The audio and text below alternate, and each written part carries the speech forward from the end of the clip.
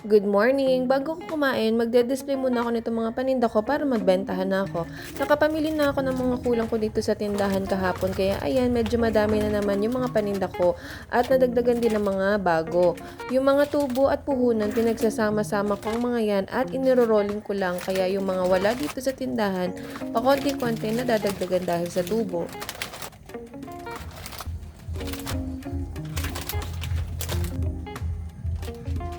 Nakakatuwa lang kahit papaano nabibili ko na yung mga kulang at mga wala dito sa tindahan. Ayan yung aking munting tindahan. Alam nyo ba, yung asawa ko lang ang gumawa niyan. Ako lang yung mga taga-abot ng mga kailangan niyang gamit. Kaya ayan, ang ganda ng tindahan namin, ano, cute-cute lang. Kakain na sana ako dyan, kaya lang nakipagmaritesan muna ako dito sa GC namin at may nakita kasi ako nakakalungkot dito sa newsfeed ko. Kaya ito lang ang masasabi ko sa aking asawa. Kung ikaw man ay may kabit o sa magiging future kabit mo, aba, wag na mahihiya sa aking mag-chat. Magsabi na agad kung ihahatid at ibibigay ang hilig ng walang ligalig, ha? Pero sana naman wag mo nang tangkain kasi para ka nagtampo sa bigas at sa grasya.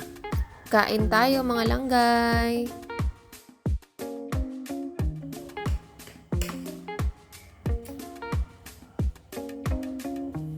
At pagkatapos ko naman kumain, ito't magliligpit na ako ng mga kinainan namin kasi maglalaba pa ako ng mga hinubad na damit namin kahapon. Pagpasensyahan nyo na talaga tong aking munting lababo kasi wala pa talaga kaming budget pampagawa ng aming bahay, ng aming dirty kitchen para magkaroon na kami ng lababo dito. Gusto ko kasing unahin muna yung mga bayarin namin sa mga utang namin para wala na kaming isipin.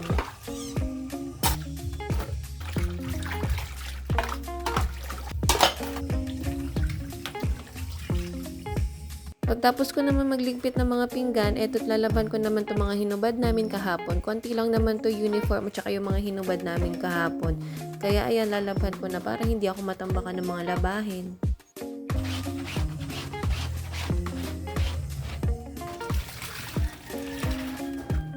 Grabe lang tayo mga nanay, hindi talaga matatapos yung maghapon natin na wala tayong ginagawang trabaho dito sa loob ng bahay.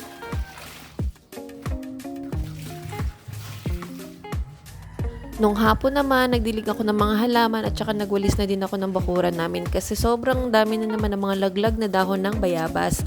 Binasa ko muna ng tubig yung lupa dyan kasi grabe yung alikabok gawa ng sobrang init na ng panahon ngayon. Kaya binasa ko muna siya para pag nagwalis ako, hindi ganun kaalikabok yung lupa.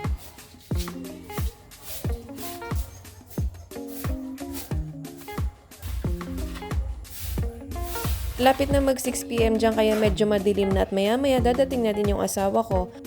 Ayun lang muna mga langgay. Bye!